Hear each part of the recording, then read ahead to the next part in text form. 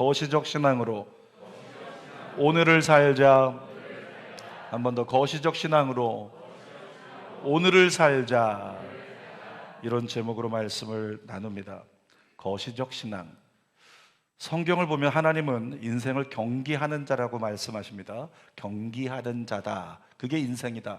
자, 성경 디모데후서 2장 5절을 한번 읽어볼까요? 띄워주시면, 경기하는 시작. 경기하는 자가 법대로 경기하지 아니하면 승리자의 관을 얻지 못할 것이며. 여러분, 이 말씀 중에 인생을 얘기하고 있고 신앙을 얘기하고 있습니다. 인생도 경기고 신앙도 경기다, 이렇게 말씀하세요. 그런데 어떻게 하라? 법대로 경기하라. 그러니까 우리가 신앙인으로서 인생을 살아갈 때는 우리에겐 법이 뭐냐면 하나님 말씀이에요. 그러니까 하나님의 계명, 하나님의 뜻대로 그렇게 경기해야 된다라고 얘기를 하고 있는 거죠. 여러분, 인생을 경기라고 얘기할 때, 그리고 신앙을 경기라고 얘기할 때요, 여러분, 인생은 단거리가 아닙니다. 인생은 장거리 경기라는 거예요. 이 장거리 경기의 특징을, 쇼트트랙에도 장거리 경주가 있죠. 3000m 경기 같은 거, 또 마라톤이 있는 것처럼, 또 사이클도 마찬가지고 스케이팅도 마찬가지고, 모든 것에 장거리 경기가 있다는 거예요. 이 장거리 경주를 하는 선수들의 특징을 보면, 우리 인생 어떻게 살아가야 될 것인가, 거기서 팁을 얻을 수 있다는 거죠. 단거리 종목은요, 스피드가 중요합니다. 순간 스피드. 그 순간적으로 모든 힘을 쏟는 것이 중요해요. 장거리 경주는 어떨까요? 장거리 경주는 오래 가야 되기 때문에 한순간에 폭발적인 힘을 낼 수 있다고 해서 좋은 성적을 거둘 수가 없습니다. 장거리 종목에서는 완주할 때까지 페이스를 조절하는 것, 이것이 대단히 중요한 거예요. 페이스 조절. 오늘 그런 얘기를 하려고 합니다. 자, 고린도전서 9장 24절 읽어볼까요? 운동장에서 다름질하는 자들이 다 달릴지라도 오직 상을 받는 사람은 한 사람인 줄 너희가 알지 못하느냐? 너희도 상을 받도록 이와 같이 다름질하라. 주님께서 뭐라고 말씀하시냐면, 얘들아, 너 경기하는 자다. 근데 너희가 하는 경기는 장거리 경기야. 장거리 경기에 맞게 멈춰 있지 말고, 게으르지 말고, 나태하지 말고 계속 달려야 한다, 이렇게 말씀하고 있는 거예요. 계속 달려야 한다. 여러분, 우리가 어떤 경기에서 계속 달리려고 하면 어떻게 될까요? 집중해야 됩니다. 계속 달려가려면 집중해야 되는 거예요. 자, 고린도전서 9장 25절 읽어볼게요. 이기기를 다투는 자마다 모든 일에 절제하나니 그들은 썩을 승리자의 관을 얻고자 하되 우리는 썩지 아니할 것을 얻고자 하느니라. 여기서 이기기를 다투는 자라고 이야기하고 있는데요, 이기기를 다투는 대상이 누구냐면 다른 사람이 아니에요. 이기기를 다투는 대상은 바로 나 자신입니다. 나 스스로와의 어떤 경기 속에서 내가 이겨낼 수 있도록 정말 나 자신과의 싸움에서 절제해야 된다, 이렇게 말하고 있는 거죠. 나 자신과의 싸움에서 이기려면 절제해야 된대요. 절제하라 말씀하고 있죠. 여러분 보세요. 내가 바라보는 분명한 목표가 있다면 어떻게 될까요? 그 목표를 이루기 위해서 나의 목표는 오늘이 아니야, 나의 목표는 내일이 아니야, 나의 목표는 바로 저기야 라고 생각하는 사람은 그때에다 포커스를 맞추고 걸어가면 그때 이르기까지, 그 목표를 달성하기까지 어떻게 할까요? 오늘에 대해서 내가 절제한다는 거죠. 여러분, 절제를 통해서 실현되는 게 뭐냐면, 신앙적으로 말하면 거룩함이라고 하는 거예요. 내가 내 삶 가운데 절제할 것을 찾고, 이거 절제하고 저거 절제하고 그러면서, 절제해야지, 난 목표까지 가야 되니까 오늘에 대해서 이거 절제해야지, 한 술에 배부르려고 하지 말고, 오늘만 만족하려고 하지 말고 나 절제해야지. 이 절제를 통해서 실현되는 게 뭐라고요? 거룩함이라고요. 거룩함. 그 거룩함 때문에 결국에 우리가 절제하며 계속 페이스를 조절하고 유지해서 걸어간다면 우리가 도달할 수 있는 곳이 어디냐면 영생과 하나님 나라인 것이죠.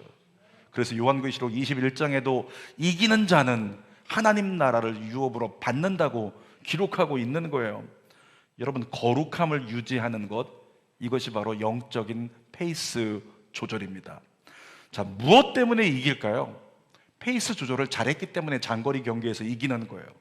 그러면 우리도 하여금 이 페이스 조절을 잘할 수 있게 만드는 것, 페이스 조절이 뭐라고요? 거룩함이에요. 이 거룩함이 페이스 조절인데, 페이스 조절을 잘 할 수 있도록 그렇게 가능하게 만든 게 뭐냐면 우리의 시선이라는 거예요. 목표를 분명하게 두고 한 곳을 향해 바라보고 나가고 있기 때문에 우리가 페이스 조절할 수 있었고, 그 페이스 조절이 우리로 하여금 이기게 만든다는 거죠. 자, 성경 25절에 무엇이 목표인지 분명히 우리에게 증언합니다. 읽어봅시다. 시작. 그가 우리에게 약속하신 것은 이것이니 곧 영원한 생명이니라. 따라합니다. 나의 목표는 영생과 하나님 나라입니다. 아멘입니까? 우리 목표는 영생과 하나님 나라예요. 여러분, 세상에 우리 목표가 있는 게 아니라 영생과 하나님 나라가 우리의 목표이기 때문에 거기 임할 때까지, 거기 다다를 때까지 우리는 페이스 조절하면서 거룩함을 유지하면서 오늘을 절제하면서 날마다 거룩함을 유지하면서 걸어가는 거죠. 그것이 바로 신앙생활이라는 거예요. 눈앞에 펼쳐지는 오늘에 반응하지 말고 영생과 하나님 나라를 바라보고 반응하며 사는 신앙, 그 신앙은 오늘 제목을 빌어서 어떤 신앙이라고요? 거시적 신앙이라고요. 멀리 바라보고 하나님 나라 바라보고 영생을 바라보고 오늘에 대해서 반응하며 사는 신앙, 그 신앙이 저와 여러분의 신앙 되기를 바랍니다. 여러분, 그런 신앙이 흔들리지 않으면, 거시적 신앙이 흔들리지 않으면 전 믿습니다. 여러분은 온전한 구원에 이르게 될 거라고요. 자, 세 가지를 나눌 텐데, 첫 번째로, 근데 이 거시적 신앙을 흔드는 요인이 있다라고 하는 거예요. 첫 번째로는 이 거시적 신앙을 흔드는 요인이 있습니다. 오늘 본문 18절 말씀 읽어볼까요? 시작. 아이들아, 지금은 마지막 때라. 적그리스도가 오리라 하는 말을 너희가 들은 것과 같이 지금도 많은 적그리스도가 일어났으니 그러므로 우리가 마지막 때인 줄 아노라. 여러분, 적그리스도가 일어나는 이유가 뭘까요? 적그리스도가 일어나는 이유는 하나님의 나라를 대적하기 위함이고 하나님 나라로 가는 모든 사람의 시선을 빼앗기 위해서 그런 거예요. 그들의 삶을 빼앗기 위해서 그런 거죠. 어떤 사람은요, 예견하기를 적그리스도가 교황이라고 얘기합니다. 어떤 사람은 예견하기를 적그리스도는 미국의 대통령일 거야, 아니 유럽 연합의 대통령일 것이다, 누군가는 이스라엘의 대통령이 적그리스도일 것이다, 이렇게까지 얘기하고 최근에는 빌 게이츠가 적그리스도일 수도 있다, 이렇게까지 얘기하는 사람들까지 나왔어요. 여러분, 그런데 성경을 보면 오늘 본문에 분명하게 말합니다. 바로 이 사람이 적그리스도라고 이야기하고 있어요. 22절 읽어볼까요? 거짓말하는 자가 누구냐? 예수께서 그리스도이심을 부인하는 자가 아니냐? 아버지와 아들을 부인하는 그가 적그리스도니. 한마디로 얘기하면 예수 그리스도를 부인하는 자, 예수 그리스도의 성육신을 부인하는 자, 그가 누구라고요? 적그리스도라고 말하고 있는 거예요. 여러분, 성경을 통해서 볼 때 이 적그리스도는요, 어느 시점이 되면 실제적으로 가시적으로 우리 앞에 나타날 거예요. 모든 사람이 TV를 보고 있다가 깨닫게 될 것입니다. 저 사람이 적그리스도이구나 깨닫는 그때가 실제적으로 우리 앞에 다가올 거예요. 그런데 그것은 실제적인 측면에서 얘기하는 것이고, 적그리스도의 영이 또 있어요. 이 적그리스도의 영은 이미 저와 여러분의 심령 가운데 침투해 있다는 것을 깨달아야 돼요. 적그리스도의 영이 우리 심령 안에 이미 들어와 있다고요. 적그리스도가 누구라고요? 예수가 그리스도임을 부인하는 자, 아버지와 하나님을 부인하는 자, 그가 바로 적그리스도라고요. 근데 그런 영이 우리 안에 들어와 있다는 거예요. 15절 봅시다. 적그리스도의 영 때문에 나타나는 현상입니다. 읽어봅시다. 시작. 이 세상이나 세상에 있는 것들을 사랑하지 말라. 누구든지 세상을 사랑하면 아버지의 사랑이 그 안에 있지 아니하니. 사도 요한이 경고합니다. 세상 사랑하지 마라. 세상에 있는 것들 사랑하지 마라. 여러분, 그런데 어떻습니까? 우리 솔직하게 양심에 손을 얹고 어때요? 우리 어떻게 살아가고 있습니까? 세상 사랑하잖아요. 세상에 있는 것들을 사랑하잖아요. 우리는 세상을 사랑하지 말라고 했는데 세상을 사랑하고 있습니다. 우리는 세상에 있는 것들을 사랑하지 말라고 했는데 우리는 세상에 있는 것들을 사랑한다고요. 뭘 반증할까요? 우리 안에 적그리스도의 영이 들어와 있다는 거예요. 적그리스도의 영이 우리 안에서 성령의 법과 로마서 7장 말씀처럼 자꾸 싸워가지고 우리를 사로잡아서 적그리스도의 영이 이끄는 대로 자꾸 세상을 사랑하게, 자꾸 세상에 있는 것을 사랑하게 만든다는 거죠. 여러분, 세상 가치에 눈이 멀어버리면 어느 순간에 내 삶이 나도 모르게 예수가 그리스도라는 걸 부인하고 있는 삶을 살아갈 때가 있더라는 거예요. 교회에 나와 있다고 다 되는 게 아니에요. 예수께 예배하고 있다고 다 되는 게 아니에요. 입술로 주여 주여 하고 있다고 되는 게 아니에요. 왜? 내 삶이 예수가 그리스도임을 부인하는 삶을 살아가고 있더라니까요. 16절에 이야기합니다. 읽어봅시다. 시작. 이는 세상에 있는 모든 것이 육신의 정욕과 안목의 정욕과 이생의 자랑이니 다 아버지께로부터 온 것이 아니요 세상으로부터 온 것이라. 이 세상으로부터 온 것을 다른 말로 하면 적그리스도가 이와 같은 것을 너희 심령 안에 심어놓았다. 적그리스도가 너희 심령 안에 육신의 정욕, 이생의 자랑, 안목의 정욕, 이와 같은 것을 우리 속에 다 심어놓았다는 거예요. 여러분, 육신의 정욕이 뭘 말할까요? 내 몸의 즐거움을 위해서 선택하는 것들, 인간의 3대 욕구가 있는 거 아시죠? 그 모든 것들, 내 몸을 위해서 내가 즐겨 찾고 싶은 것, 이것이 바로 적그리스도가 가져온 세상으로부터 온 것이라고 이야기를 하고 있는 겁니다. 또 안목의 정욕을 얘기하고 있어요. 안목의 정욕은 뭘까요? 보기에 좋은 것을 추구하는 거. 하와가 선악을 알게 하는 나무의 실과를 먹었을 때 뭐라고 얘기했습니까? 보암직하다라고 얘기했어요. 자꾸 우리는 그래서 우리 옆에 있는 모든 사람들이 자꾸 삶을 살아가면서 어떻습니까? 자꾸 보암직하게 만들려고, 자꾸 피려고 하고, 자꾸 어떻게 하려고 하고, 그런 시도들이 우리 안에 일어난다는 거죠. 외모 지상주의, 남들의 이목을 평가의 기준으로 삼는 것. 남들이 보았을 때 나 이뻐? 남들이 보았을 때 나 좋을까? 멋있을까? 이와 같은 것들에 너무 신경을 쓰다 보니까 외모 지상주의에 빠지는 그런 현상들이 나타난다고요. 혹시 여러분들 중에 남들이 나를 보는 것, 남들의 이목을 평가의 기준으로 내 인생을 삼는 그런 모습, 내 모습인데 이런 분 계십니까?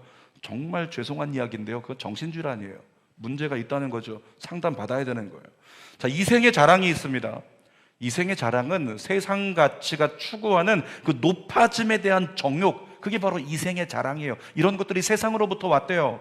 성공 지향주의, 그런 것들이 세상으로부터 왔다라고 얘기하는 겁니다. 사도 요한이 이런 것들에 대해서 잘 분별하라. 그런 것들이 이미 너희 속에 들어와서 적그리스도의 영으로 너의 삶을 무너뜨리고 있다, 흔들고 있다, 이렇게 얘기를 하고 있는 거죠.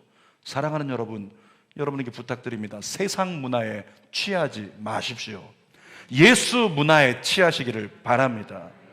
세상 문화에 취하기 시작하는 순간 영생을 위해서 주만 바라보고 사는 거시적 신앙이 흔들린다는 거예요. 주는교회 배드민턴 동호회가 있죠. 지난주 금요일부터 풋살 동호회가 시작이 됐어요. 근데 여러분, 세상에도 보면 많은 동호회들이 있어요. 뭐 등산 동호회가 있다, 또 어떤 자전거 타는 그런 바이크 동호회가 있고, 여러 동호회들이 있죠. 얼마나 좋아요. 같이 운동하고 건강해진다, 얼마나 좋겠어요. 여러분, 그런데 얘기 들어보셨습니까? 그런데 활동하시는 분들의 얘기를 들어보면 절반 이상의 문제가 다 생겨요. 모든 불륜이라고 하는 것은 거기서 다 생긴다는 거예요. 그러니까 결국에는 좋은 것임에도 불구하고 세상 문화에 취하여 그와 같은 것들이 운영이 되면 운영하는 주체가 세상이기 때문에 망가진다는 거예요. 부정한 열매를 맺는다라고 하는 거죠. 여러분의 가족이 나 이런 동호회 열심히 하고 있어 여보, 이런 분 계십니까? 점검하시길 바랍니다. 점검하시기를 바라요. 저는 그런 측면에서 제가 배드민턴 동호회 세워질 때도 주관하시는 분들에게 그런 얘기했어요. 세상 문화가 세상이 주도하고 있는 이 문화 컨텐츠를 교회가 주도하게 하자. 교회가 할 수 있는 문화 영역을 더 키워가지고 이젠 세상 사람들이 교회가 하고 있는 이 문화 영역 안에 들어올 수 있도록, 우리가 오케스트라를 운영하는 것도 그거예요. 기왕이면 정말 교회 안에 많은 사람이 들어와서 더 윤택한 교육을 받고 더 즐거움을 받는데, 세상에 이 공동체에서는 전혀 걱정이 없어요. 교회에서 운영하고 있는, 교회가 주관하는 그 동호회에 남편을 보내면 걱정할 필요가 없다, 아내를 보내면 걱정할 필요가 없다. 이와 같은 일들이 확산된다면 이 나라는 건강할 수 있는 거죠. 그래서 예수 그리스도를 믿는 사람들이 모든 문화를 주도하고 주관하는 일들이 우리 안에 일어나기를 원합니다. 저희 교회에서 달리기를 열심히 하시는 분이 계세요. 열심히 달려요. 10km 달립니다. 때로 20km까지 계속 달려요. 근데 혼자 달려요. 제가 얘기했어요. 이 라베니스의 경치 좋은 곳에 혼자 달리지 말고 그렇게 동호회를 조직하고 주도하는 자가 되라. 그 대신 건전한 동호회를 이끌어갈 수 있는 걸 만들어봐라. 이와 같은 얘기를 제가 전달을 했단 말이죠. 여러분, 우리가 세상 문화에 취하기 시작하는 순간은 어떻게 되냐면 이 거시적 신앙, 영생을 바라보고 영원한 생명과 하나님 나라를 바라보고 사는 이 거시적 신앙이 세상 문화에 취하면 흔들리기 시작하는 거예요. 내 인생의 진정한 목표가 뭔지 희미해지기 시작하는 거예요. 그냥 오늘만 만족하면 되지 뭐, 이런 생각으로 그리스도인임에도 불구하고 오늘의 만족을 위해서 기회주의적인 선택을 하게 된다는 거예요. 세속주의 신앙에 빠지게 된다는 거죠. 여러분에게 부탁드립니다. 예전에도 했던 얘기지만 영화 곡성의 유명한 대사를 잊지 마세요. 뭐라 그랬죠? 무엇이 중요한디? 그 다음 현혹되지 마소. 그리스도인에게 주는 복음 메시지 같아요. 성전 제가 얘기했죠. 성전 건축하면 한쪽에다 붙여놓을 거라고. 무엇이 중요한디? 현혹되지 마소. 여러분, 그리스도인은 그래야 됩니다. 세상에 취하지 말고 내게 있어서 무엇이 중요한가? 영원한 생명, 하나님의 나라. 아멘.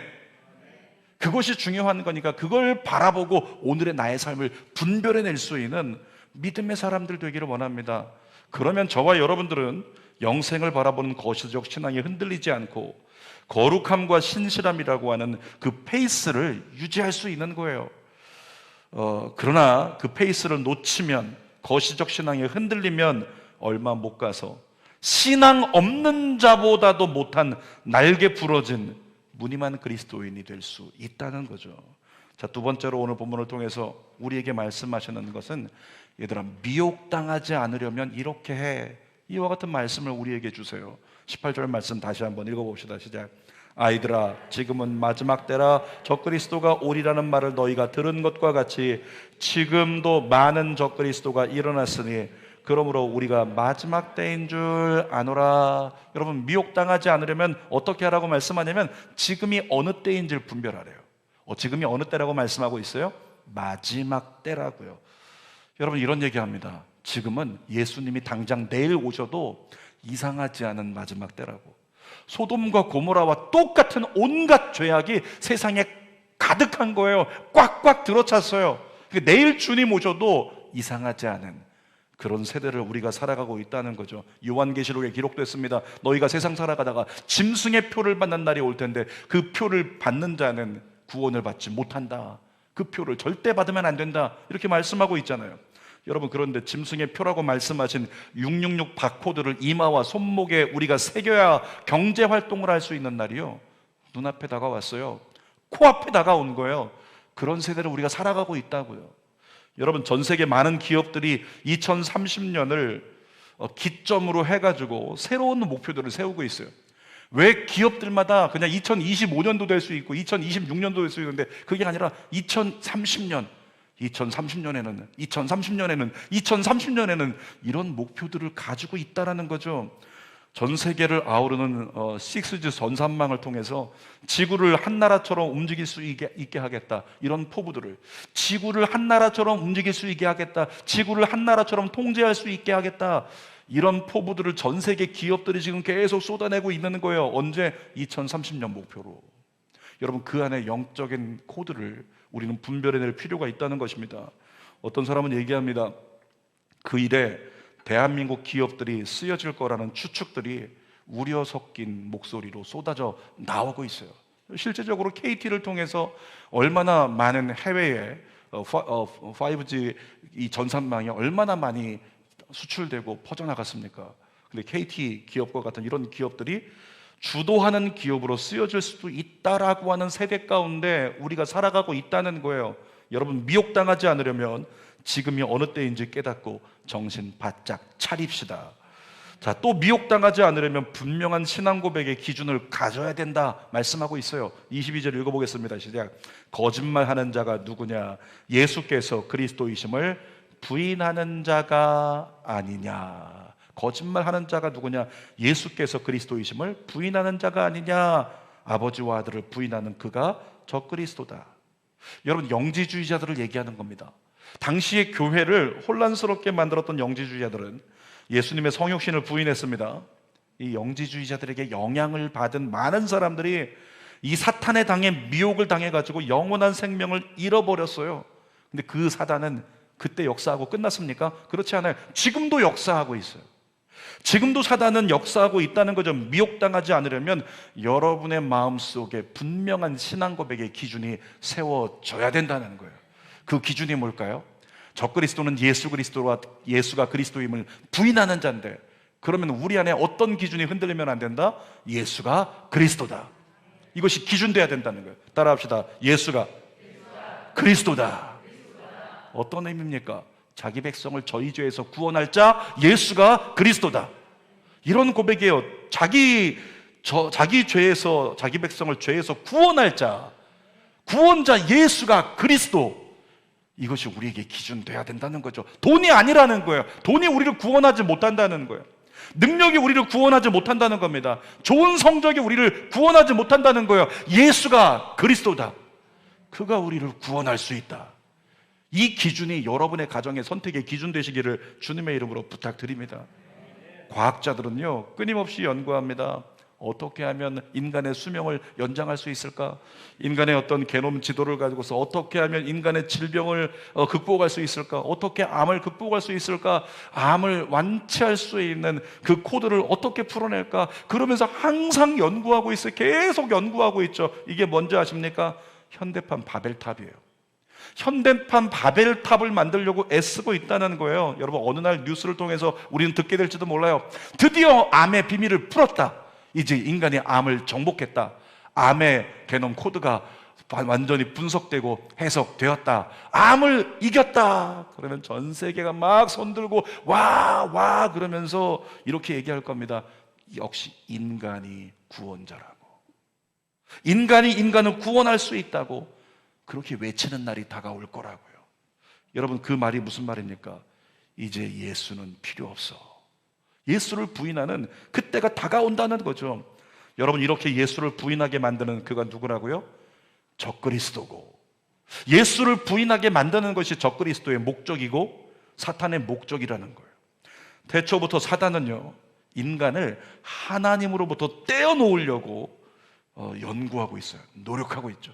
계속 그것만 고민하고 있는 거예요. 어떻게 하면 저 인간을 하나님으로부터 떼어놓을까? 어떻게 하면 아무개 집사를 하나님으로부터 떼어놓을까? 그 연구만 하고 있다는 거죠. 그러므로 여러분에게 당부드립니다. 절대로 하나님으로부터 멀어지지 마십시오. 다시 한번, 절대로 하나님으로부터 멀어지지 마십시오.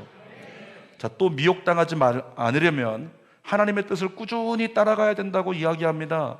세상 주인인 사탄에게 미혹당하지 않으려면 하나님의 뜻을 꾸준히 따라가는데, 잘 보세요. 하나님의 뜻을 꾸준히 따라가는 데 있어서 가장 기초가 있어요. 가장 기초가 중요하잖아요. 그 기초를 성경은 이렇게 얘기합니다. 사도행전 2장 46절 47절 연이어 읽어보겠습니다. 날마다 마음을 같이하여 성전에 모이기를 힘쓰고 집에서 떡을 떼며 기쁨과 순전한 마음으로 음식을 먹고, 그렇게 하면 어떻게 된다고요?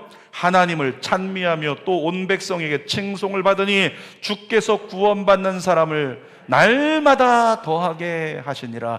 여러분이 성전에 모이기에 힘쓰면 구원의 역사는 우리 앞에 풍성히 일어날 줄 믿습니다.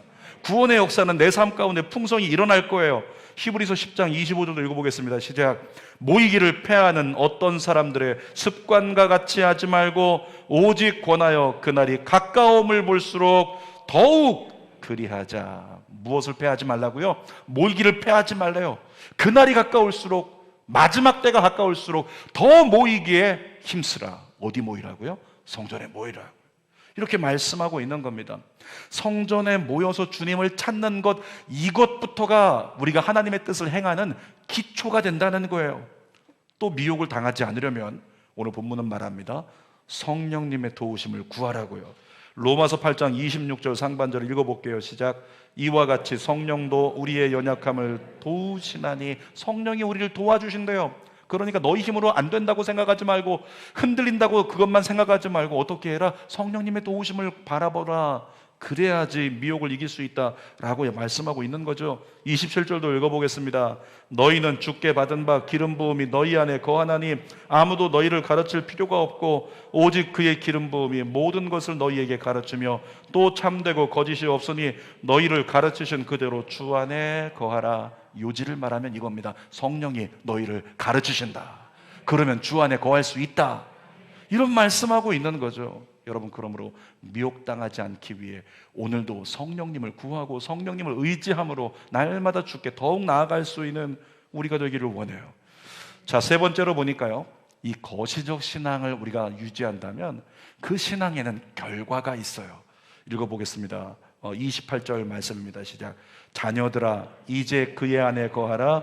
이는 주께서 나타나신 바가 되면 그가 강림하실 때에 우리로 담대함을 얻어 그 앞에서 부끄럽지 않게 하려 함이라. 여러분, 우리가 주님만 바라보고 영생을 바라보고 하나님 나라만을 바라보고 꾸준히 걸어갈 수 있는, 거룩함을 유지하고 꾸준히 걸어갈 수 있는 그 삶을 산다면 어떤 결과가 온다고요? 주님이 이 땅에 오실 때, 때로는 우리가 주님을 만날 때, 주님 앞에 서게 될 때 뭐라고요? 부끄럽지 않게 된대요. 우리가 하나님 만날 때 쭈뼛쭈뼛하지 않고 두 팔 벌리고 뛰어가서 하나님 보고 싶었어요, 안길 수 있는 부끄럽지 않은 은혜가 있기를 축복합니다. 자신 있으십니까? 그럴 자신 있나요? 부끄럽지 않을? 저는 목사임에도 불구하고 정직한 고백인데 가끔씩 자신이 없어요. 하나님 앞에 섰을 때 내가 부끄럽지 않을 수 있을까? 가끔씩 자신이 없다는 거예요. 제 속에서 느껴지는 나는 주의 종인데 라고 하는 부끄러움이 제 안에 있다는 거죠. 아직도 한없이 부족하다라고 하는 자각이 제 안에 있다 보니까 그것이 부끄러움이 돼요. 주님 앞에 섰을 때 내가 자신 있게 부끄럽지 않고 주님 저 왔어요? 되게 어려울 것 같은 생각이 제 안에 있다라고 하는 거죠. 여러분, 중요한 건 부족해서 부끄러운 건 죄가 아닙니다. 부족한데도 뻔뻔하게 주께 손 내밀지 않는 것, 그건 죄입니다. 그러므로 부족하다고 느껴질 때, 그래서 부끄럽다고 느껴질 때 그건 죄가 아니고 하나님 앞에 나아갈 수 있는 은혜의 사인이라고, 코드라고 여기고 주님께 손 내밀 수 있는 저와 여러분 되기를 원합니다. 주 앞에서 부끄러운 마음이 드실 때가 있어요. 어떻게 하자고요? 그 부끄러움을 가지고 주 앞으로 더 가까이 나아가라고요. 그러면 하나님이 여러분을 도와주십니다. 창세기 3장 9절 한번 읽어볼까요? 9절 10절. 여호와 하나님이 아담을 부르시며 그에게 이르되 내가 어디 있느냐. 하나님이 어떻게 부르셨을까요? 그 사랑하는 아담, 아담, 아담, 아담. 요즘에 우리 배드민턴 강사 감독이신 황진구 집사님이 사랑스러워요.